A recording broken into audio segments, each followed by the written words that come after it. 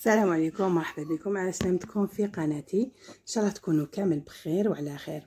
اليوم حبيت نشارك معكم هذه الوصفه الرائعه والابن بالنسبه لي غاتر.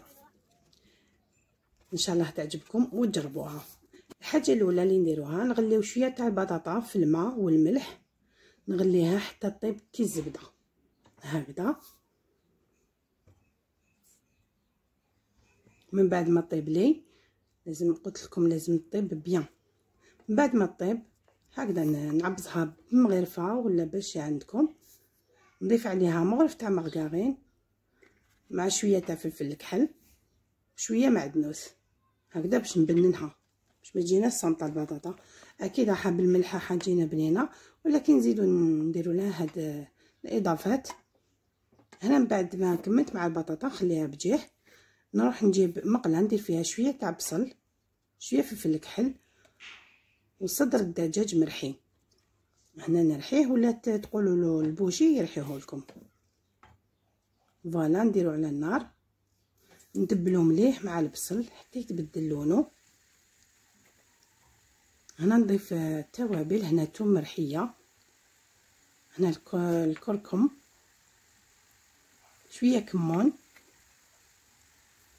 وهنا فلفل حار الاختياري اللي يحب يديرو اللي ما يحبش يديرو، وشويه تاع سكنجبير يعني ما تكتروش منه باسكو هو قاصح بزاف ريحته، ديروا غير شويه، وشويه ملح وشويه فلفل الكحل اكيد كنا ضفناه مع الاول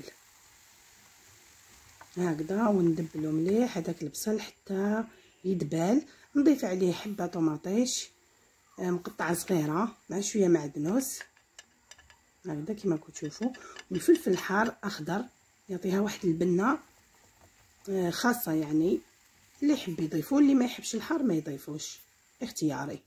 ولا البنات نخليه حتى يدبل بهذا الشكل كما راكم تشوفوا. ولات هذيك الطوماطيش دبالات ما ولاش يبان كامل الاضافات هذوك، نديروه بجيه هكذايا، نخليوه يبرد بجيه، ونروحو نديرو لاصوص طوماط في نفس المقله باش تجينا بنينه يعني لاصوص.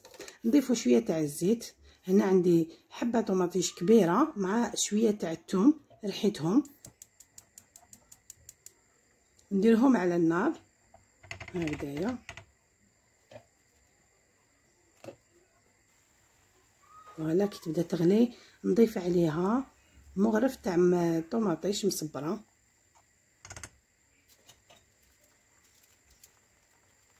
نضيفو الرند هكذا ونخليها تتجمر غير بالعقل.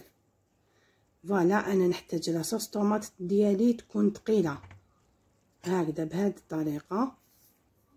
نحيوها من النار نخليوها تبرد شويه، نجيب المول اللي يدخل للفرن هكذايا، نفرغ هذيك لاصوص طوماط، صلصه الطماطم، نديرها هكذايا كيما راكم تشوفوا، نضيفها كامل في البلا اللي يدخل للفرن.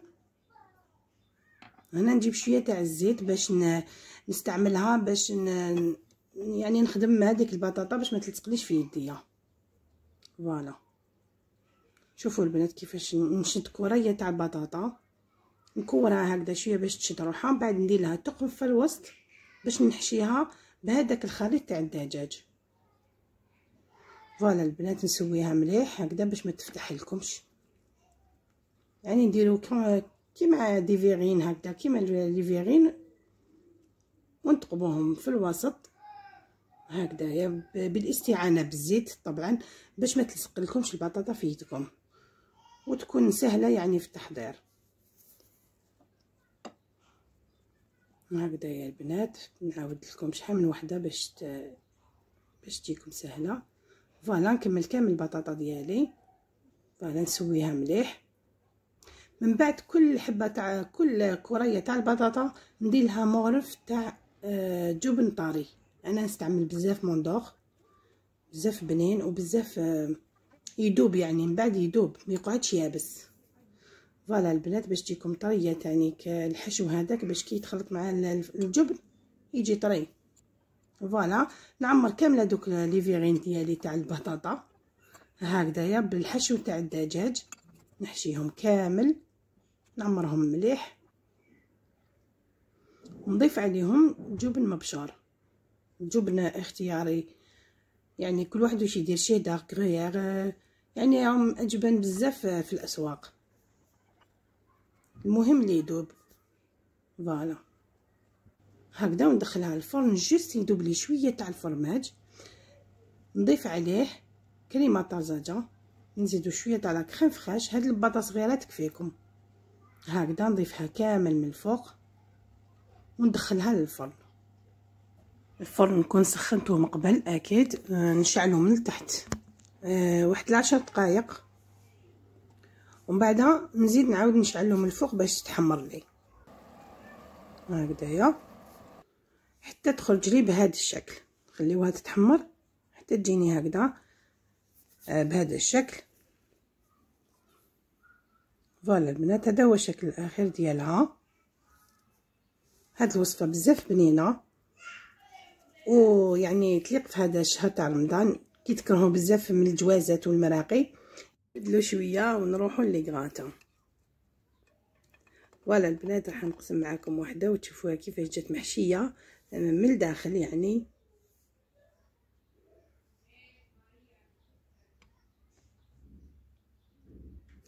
ان شاء الله يعجبكم الفيديو نهار اليوم والوصفه تاع نهار اليوم. ان شاء الله ما تنساونيش بالاعجاب والبارطاج مع الحباب. فوالا نزينوها بشويه تاع معدنوس للتقديم، نقدموها مع اون سوب ولا مع شربه، نقدروا نديروها دوزيام بلا. فوالا خفيف ظريف.